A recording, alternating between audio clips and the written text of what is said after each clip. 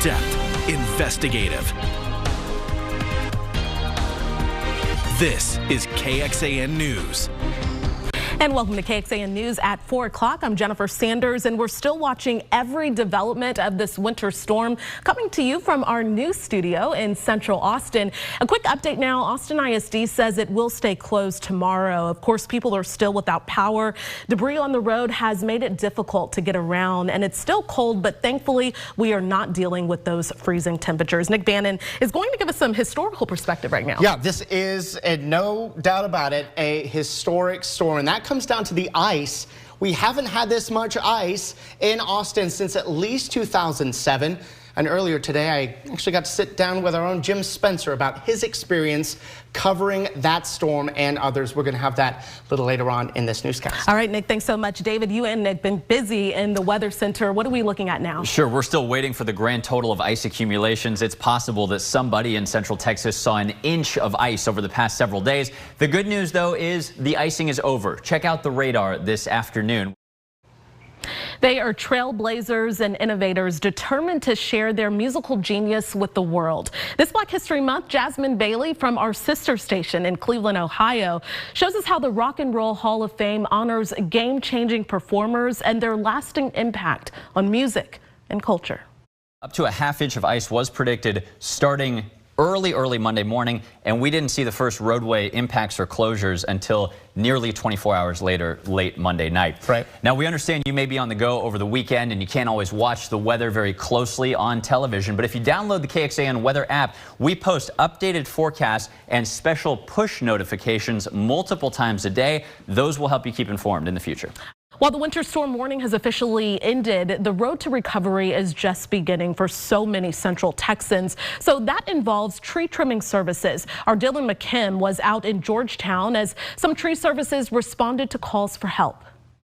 In Texas, judges have ordered the state to not allow nearly 1 million drivers to renew their licenses until they pay traffic tickets and misdemeanor fines. It's a practice KXAN investigator Kelly Wiley found is keeping people from picking up their kids from school, driving to work, and also keeping them in a cycle of debt. Kelly, you've been digging into this for months. So how does all of this work? Well, first of all, thanks for having me. But in Texas, if you don't pay your traffic tickets or you don't show up to court to resolve it, judges can order basically a hold or the state to block you from being able to renew your license. And if you want to renew it, you would have to go pay the ticket, you would have to try to contest the ticket or ask a judge to remove the hold for another reason. But what's interesting is the way judges are allowed to use it by law. A judge has the option to lift the hold if a person comes in and enters a payment plan.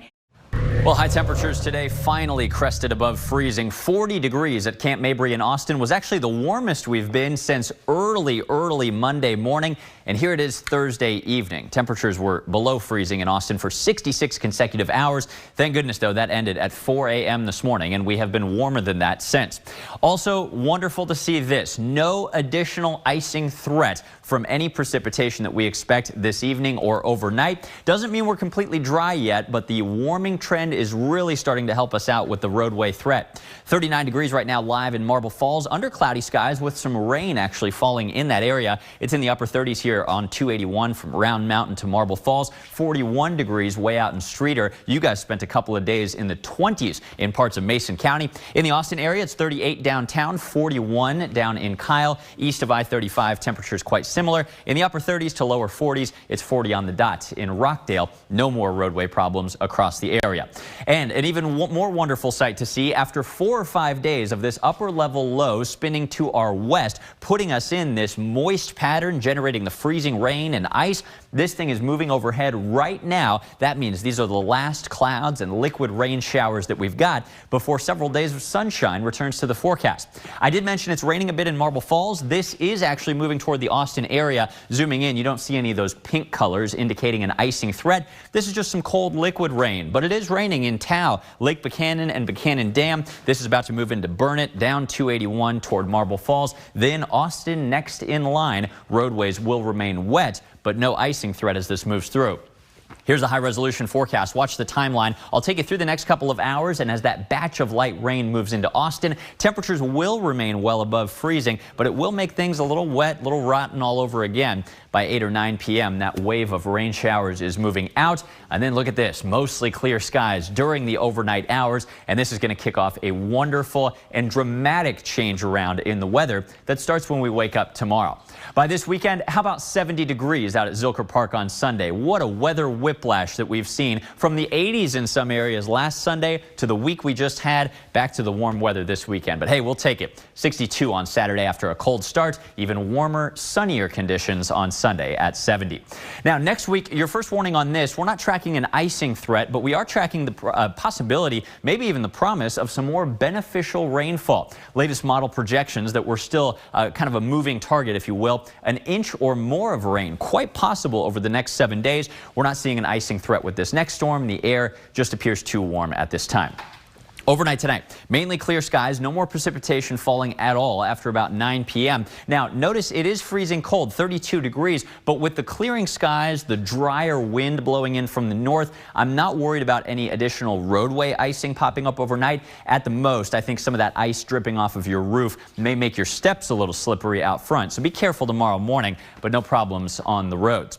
Tomorrow, what a different day. This looks like a heat wave, doesn't it? 53 degrees under completely cloudless skies. The north wind still keeping us a little cool tomorrow, but that'll change around this weekend. On Saturday morning, we will need to protect the pets, pipes, plants, and people. No precipitation, but it will be freezing cold area-wide after a gorgeous Sunday and even warmer Monday. There's the next storm that could bring over an inch of rain to many areas. 50% chance of storms on Tuesday, and even higher chance on Wednesday. No real shot of cold air behind it.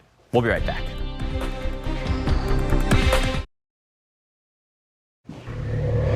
Now at 5, hundreds of thousands of people still in the dark, and now no timeline for power restoration.